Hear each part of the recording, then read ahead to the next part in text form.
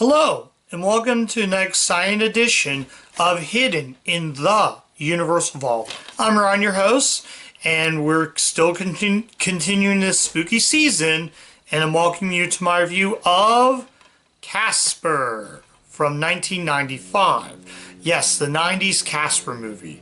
This is a movie directed by Brad, I'm probably going to pronounce this wrong, Brad Sellenberglin. I don't even know. Brad Sellenberg.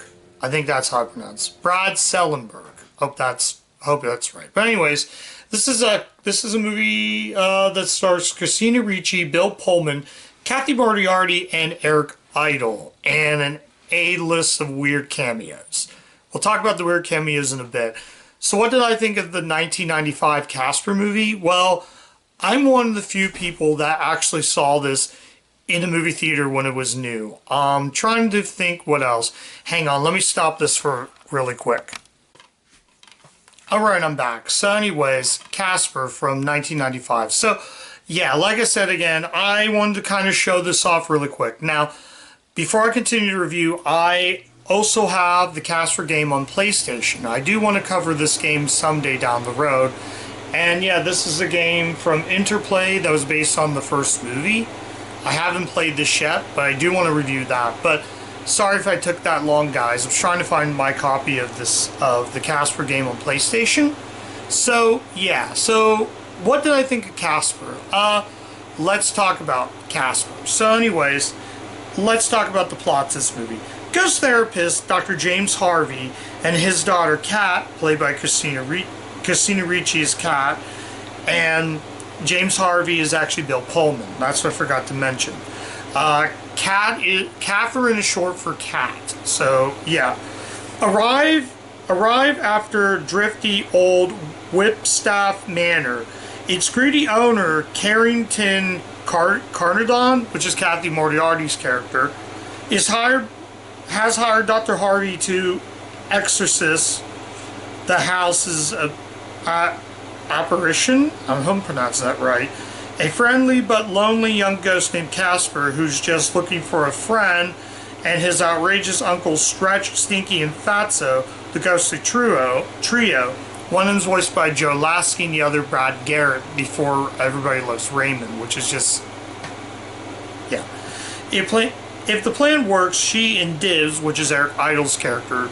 Now, I did cover Dudley Do Right on the channel, which also had Eric Idle, which is also based on another cartoon.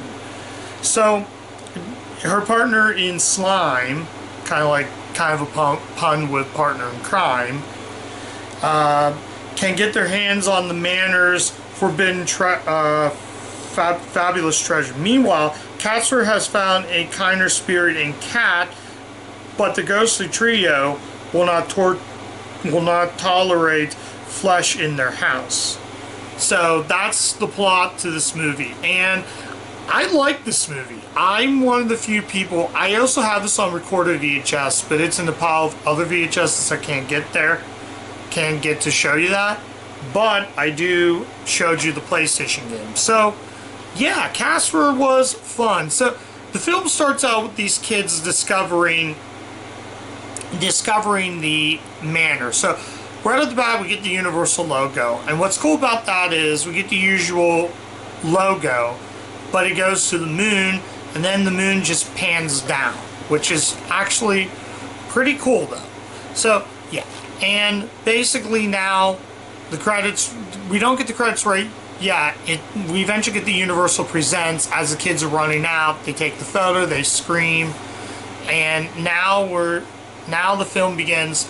Now the film eventually gets to, the two of them meet up with their lawyer, played by Ben Stein. One cameo number one, which is Ben Stein. He plays the lawyer who doesn't really fall for what they are. They want to sell that to him, but then he's like, I'm going to lunch. You know how, yeah. So that's that. So now we are introduced. Eventually, the two of them go into the house. They meet up with Casper, but they get freaked out and scared. So there you go. Cameo number 2, we get Father Guido Sarducci, Don Norvo. Novella Norvo. I'm probably pronounced that wrong. So similar, I'm going to kind of go back because I want to talk about another movie that had these A-list cameos, and that's Rocky and Bullwinkle. Don Novello, who was Guido Sarducci, also appears in Rocky and Bullwinkle, but not as Father Guido. So eventually, it parodies The Exorcist as they're walking into the house. By the way, I did watch the commentary from the director, and he literally said they want to do an Exorcist. So now he comes out and his head's backwards. Cut to cameo number 2, we get Dan Aykroyd as a Ghostbuster, playing his Ghostbuster character. By the way, the two of them are uncredited. And then he comes out and is like, who are you going to call? Somebody else. It's out of nowhere. So, yeah. It's just strange. Now, trying to figure a character's name. Carrigan? Kerrigan? I think it's Kerrigan. So Kerrigan hires Dr. James Harvey. Also interesting enough, his last name is Harvey, which is a nod in reference to Harvey Toons, the studio that made the Casper cartoons. Also enough, I did watch the short Penguin for a Thought, which is in the bonus feature section in the Casper Playground section in the bonus features. I did watch that. It's not special. Casper befriends a penguin, gets a penguin back. Honestly, it's kind of boring. So, but if you want to see how I rate that short, go into my Letterboxd, and I have that. And I have that rated. So yeah, it's nothing special. So, back to Casper. And now we'll go ahead into the other cameos. So, the two of them make it down to the manor, and they know that this manor's empty, but they're introduced to the ghosts, and at first, Kat gets freaked out, then she bonds with Casper, and the two of them basically the two of them bond a friendship, and the two of them sort of fall in love. Bill Pullman plays Dr. Harvey, so eventually they go in. Dr. Harvey does meet Carrington and Dibbs, and then she hires him to go in there to sort of find out about the ghosts. So now we get to the cameo, then we get to the last of those cameos. We get him, basically the ghosts go inside his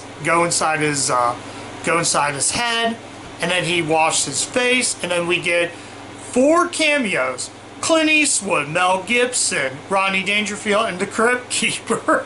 The Crypt Keeper is in this movie. I guess because Universal distributed Demon Knight, which also came out that same year. So I don't know if that was something, I don't know why that's in there, but it's just so out of place. It's so random. When I reviewed Rocky and Bullwinkle on my channel, I felt that was so random with the cameos. Here it's just bizarre. It's weird to see Clint Eastwood in a children's movie, let alone kids' movie. Then you got Mel Gibson, which is just even more bizarre. Rodney Dangerfield, which is interesting enough. Rodney Dangerfield would be in a Casper movie, but it was a Fox Kids TV movie from 1998. So he would appear in that. So that's kind of alright. It's just at first I'm like staring, I'm like, what? So now, basically now, they go in there, and now Carrington and Dibbs finds out what Kat is doing now. So eventually it catches up to Kat, and eventually the two of them find out what's inside that place. So yeah, I'm trying to think of anything else. And the visual effects, I kind of want to talk about the crew in this. So Spielberg produced this movie from the Amblin Company. Spielberg would hire writer Sherry Stoner, Animaniacs writer. So he would cast Animaniacs writer Sherry Stoner to write the script, and along with Dana Oliver as well. So, because I watched the featurette, and according to what Spielberg said,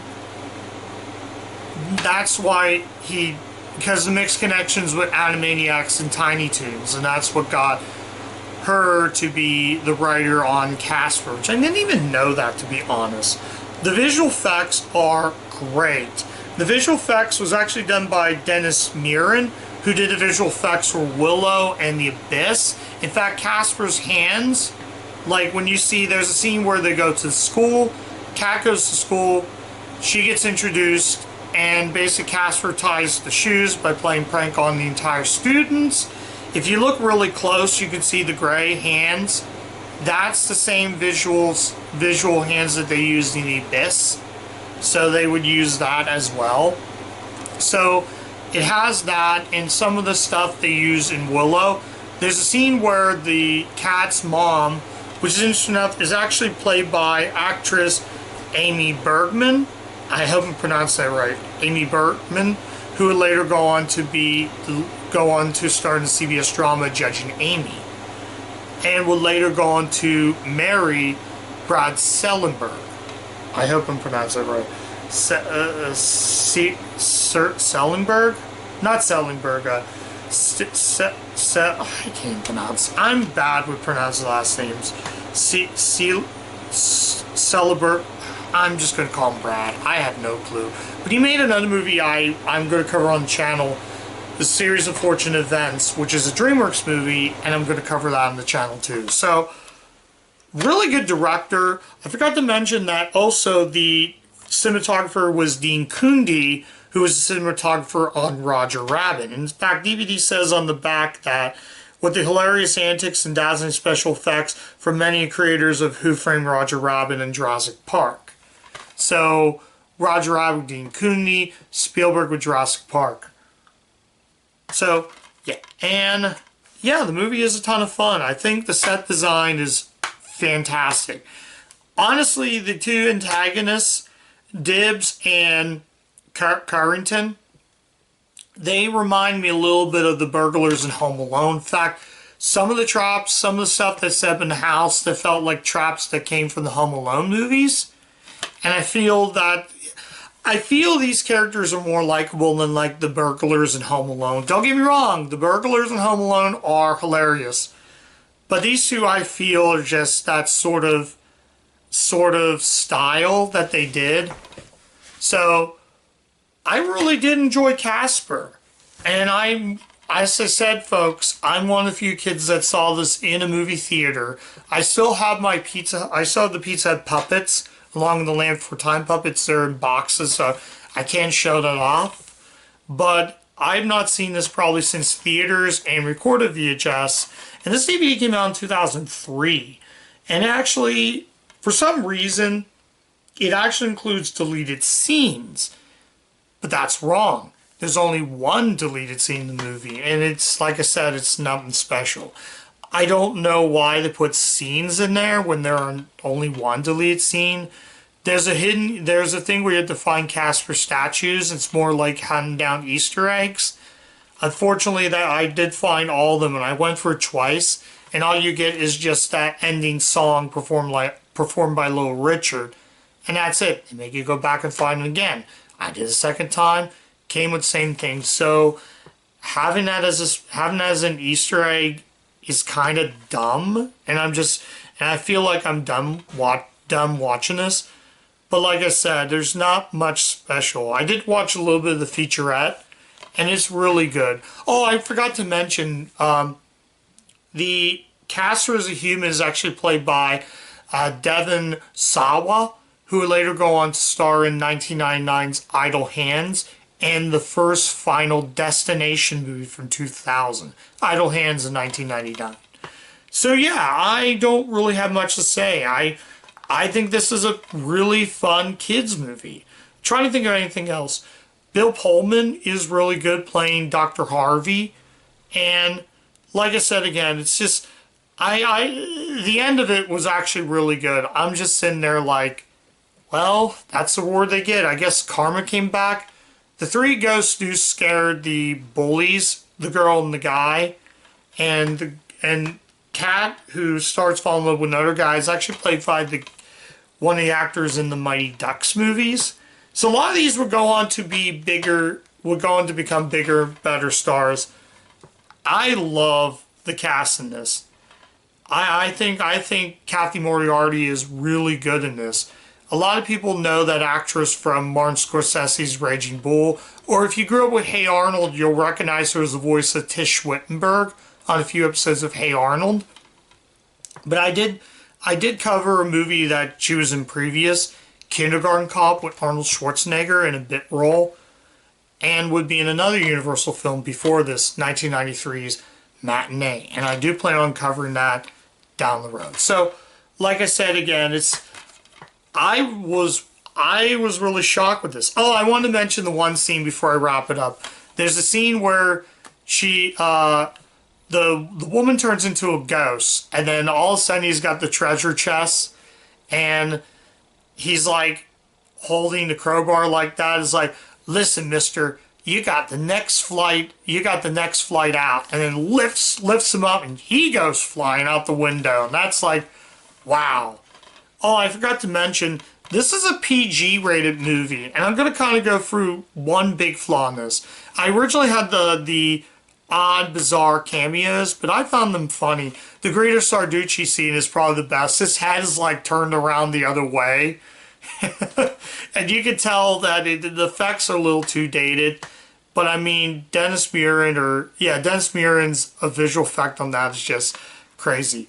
Also, there's a lot of hard language in this, like a ton of hard language in the movie that I feel like this is more a PG-13 language than a family movie that's rated PG. So keep that in mind if you do watch this, that it might be a little over the top for smaller children.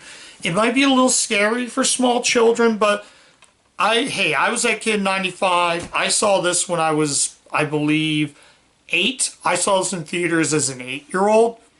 And some of the stuff was a bit over the top for me. But I think that's really about it that I'm going to say. So, yeah. Whew. At the end of the day, yes, I'm going to recommend Casper.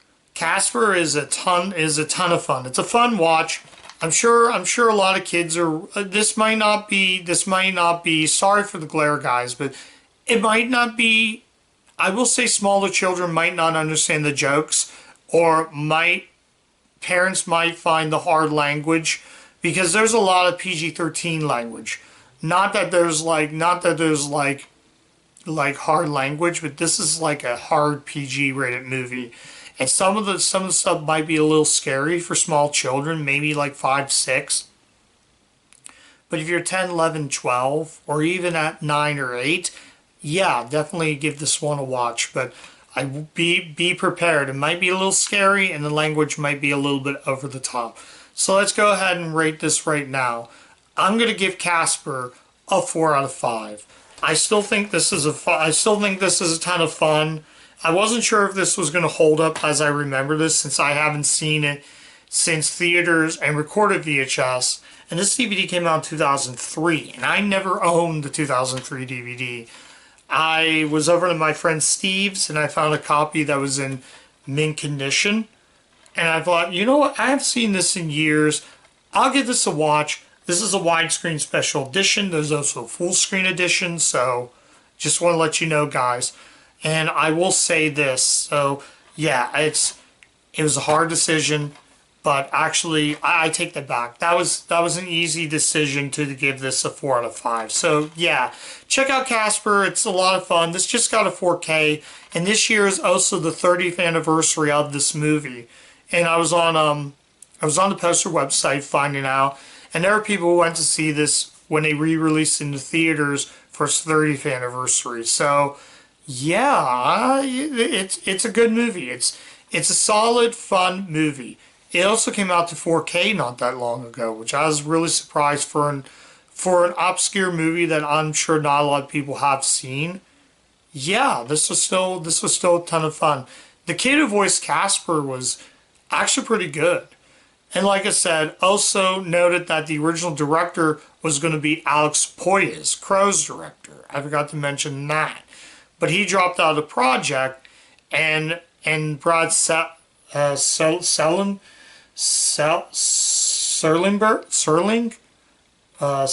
Silbergling, something like that, was hired to direct because he's never directed a movie at all. He only directed a pair of TV episodes, and that's why Spielberg gave him a call, emblemed it, and said, "Would you like to direct your first feature film?" And he said, "Sure, I'll direct it. I've never directed a movie." And he also appeared on Richard Roeper's show to review some movies. So yeah, I'm getting ahead of myself. Check out Casper. Really, it's a fun movie though, and I will say it's definitely an obscure watch. So yeah, so that's my review of Casper. Thank you guys so much for watching. If you like the content of the channel, like, comment, subscribe, click the bell, ring the bell to get all my video notifications so you don't miss a single video. I'm on Letterboxd, guys, so you guys can check me out there. I rate the movie before I go ahead and review the movie and record the video and all that good stuff. So you know the spiel. Just head to my channel. Let me know what you guys think of Casper. Did you guys like this movie? Did you not like this movie? I think this is a hidden gem in my opinion though. So yeah, check out Casper. Definitely a fun watch. So yeah, that's it guys. And as always, keep watching those Universal movies, and I'll catch you guys next time. Bye.